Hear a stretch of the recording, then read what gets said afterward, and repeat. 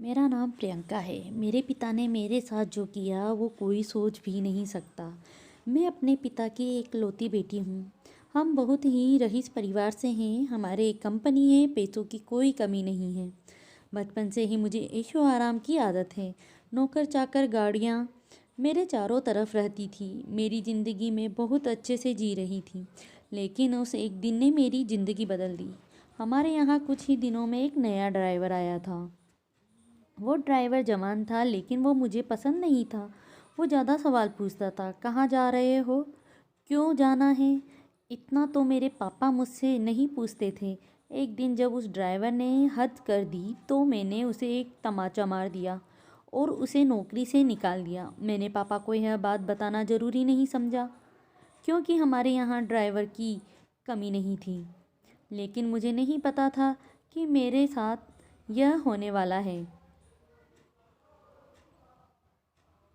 एक दिन सुबह जब मैं उठी तो मेरे कमरे में वो ड्राइवर था। ड्राइवर मेरे कमरे में इतनी सिक्योरिटी के बीच कैसे आ गया मुझे पता नहीं था। शायद मैंने उसे मारा था, इस बात का बदला उसे लेना था। मैंने कहा कि तुम यहाँ क्या कर रहे हो। वो बोला कि मैं तुम्हारा पति हूँ। कल रात को तुम्हारे पिता ने मेरी शादी तुमसे करवा दी है।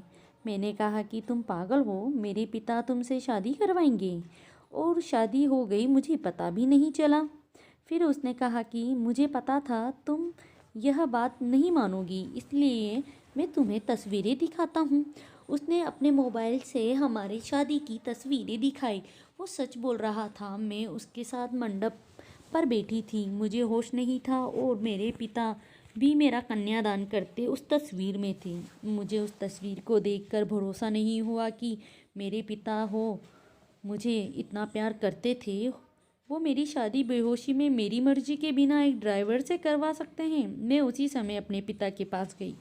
पापा को कहा कि पापा, यह सब क्या है, यह कोई नाटक है। यह ड्राइवर के साथ आपने मेरी शादी करवा दी, वो भी मुझे बेहोश करके। आप ऐसा कैसे कर सकते हैं। पापा ने कहा कि वो मजबूर हैं।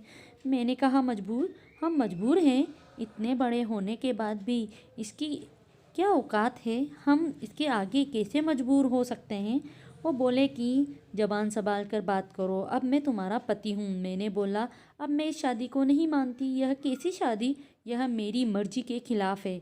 वो बोला कि मर्जी तुम्हारे बाप की थी, जो इस तस्वीर में साफ दिखाई दे रहा है। वो बोला, चलो अब मेरे साथ। मैंने कहा, चलो कहाँ, यह मेरा घर है। वो बोला, नहीं, तुम मेरी पत्नी हो और मैं अब तुम्हें मेरे साथ रहोगी। अगर नहीं मानी तो यह तस्वीरें मीडिया में जाएगी। मेरे पिता चुपचाप खड़े होकर यह तमाशा देख रहे थे। उसने मेरा हाथ जोर से पकड़ा और खींचकर ले जाने लगा। इतनी सिक्योरिटी, लेकिन कोई उसे नहीं रोक सक रहा था। मेरे पिता भी जैसे भूत बन गए थे। पर क्यों मैं रो रही थी और वो मेरा हाथ खींचकर मुझे ले जाता रहा। मुझे नहीं पता था कि उनकी क्या मजबूरी थी, पर इन सबके बीच मेरी ज़िंदगी के साथ बहुत बड़ा मजाक हो रहा था। वो मुझे अपने घर में ले गया। घर नहीं, पिंजरा था, एक छोटा सा कमरा। बाथरूम के लिए भी दूसरे कमरे कमरे के बाहर जाना पड़ता था। उसने मुझे कहा कि यही अब मेरा घर है, यहीं पर रहना है और खाना है। पास में भी बहुत सारे कमरे थे, उनमें भी लोग रहते थे। मैं ऐसी जगह पर आ जाऊंगी, मुझे पता नहीं था। उसने कमरे में खाने का सामान रखा और कहा कि भूख लगी है, खाना बनाओ। एक थप्पड़ का बदला वो इस तरह लेगा, मुझे पता नहीं था। मैंने कहा, मुझे खाना नहीं बनाना आता। वो बोला, ठीक है, मैं कहीं खा लूँगा और फिर तुम भूखी रहो। वो इतना कहकर चला गया। मैंने सोचा था कि मैं भाग जाऊंगी, लेकिन फिर सोचा कहाँ जाऊंगी, मेरे घर जा नहीं सकती। मैं वहीं रोती रही। भूखी शाम हो गई। मुझे भूख लग रही थी। ऐसी भूख मैंने अपनी ज़िंदगी में कभी महसूस नहीं की थी। मैं मेरे कमरे की चौखट पर बैठी रो रही थी। पास के कमरे में एक औरत ने मुझे रोते देखा और कहा, क्या हुआ। मैंने कहा, भूख लगी है।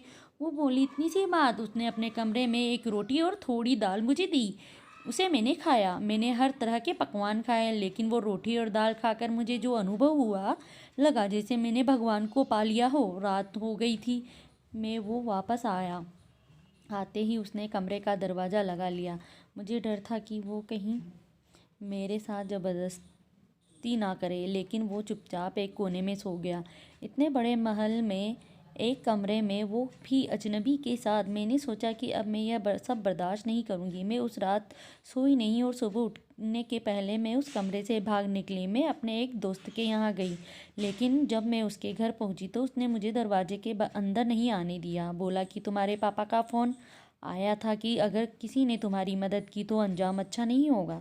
उसने मेरे मुंह पर दरवाज़ा बंद कर लिया। मैंने सोचा था कि वापस उस कमरे में नहीं जाऊंगी, लेकिन कुछ ही घंटों में मैं समझ गई कि मेरे लिए अभी उससे ज़्यादा सुरक्षित कोई जगह नहीं है। इसलिए मैं वापस वहीं लौट आई। मुझे वापस देखकर वो बोला, क्यों आ गई? तुम्हें मुझसे कोई बचा नहीं सकता। मैंने अपने आप को इतना मजबूर पहले कभी महसूस नहीं किया। मैं इसी तरह से वहाँ अपना जीवन काट रही थी। मुझे वहाँ रहते अब 10 दिन हो गए थे। खाना मैं बना नहीं पाती थी, जैसा भी बनता मैं खाती थी। फिर एक दिन मैं चक्कर खाकर गिर गई और जब मुझे होश आया तो मैं अपने पिता के घर थी। सामने मेरे पापा थे। उन्हें देखकर ही मुझे गुस्सा आ गया। मैंने कहा, आप मुझे यहाँ क्यों ले आए? मुझे वहीं मरने क्यों नहीं दिया? उस कमरे में वो ड्राइवर भी था। पापा बोले, बेटा मैंने तुम्हें कितना समझाया लेकिन तू नहीं मानी, तो आखिरकार मुझे यह तरीका अपनाना पड़ा। तुम जिस माहौल में रहकर 10 दिन में परेशान हो गए, उस जगह से उठकर मैंने यह सब बनाया है। तुम्हें यह सब ऐसे ही मिल गया तो तुम्हें इसकी कोई कद्र नहीं रही गई। तुम शराब के नशे में रहती हो। हमारे घर जो काम करते हैं तुम उन्हें इंसान ही नहीं समझती हो। कितने लोगों को तुमने मुझसे छिपाकर नौकरी से निकाल दिया। तुम्हें पता है नौकरी क्या होती है, कैसे परिवार चलता है? शायद तुम इन 10 दिनों में कुछ सीख पाई होगी। यह ड्राइवर नहीं, अरुण है, मेरे दोस्त और बिजनेसमैन रमन का लड़का। यह तुम्हारी शादी करना चाहता था। मैंने इसे कहा था कि तुम पहले उसे जान लो। तुम्हें उसने फॉलो किया तो वो समझ गया कि तुम गलत रास्ते पर हो। इसलिए हम दोनों ने मिलकर यह नाटक किया ताकि तुम्हारी आँख खुल सके। जिस रात तुम्हारी शादी करवाई थी उस रात भी तुम नशे में घर आई थी। पैसे और ज़िंदगी की कद्र करो। सबके नसीब में यह नहीं होता है। यह सब मेरे लिए था, मुझे सिखाने के लिए। और सच में इन सब में मेरी आंखें खुल गई। मैं एक नई इंसान ही बन गई। अरुण ने भी मेरा फ़ायदा उठाने की कोशिश नहीं की। मुझे पता चल गया था कि वो मुझसे कितना प्यार करता है। पिता की यह सीख मुझे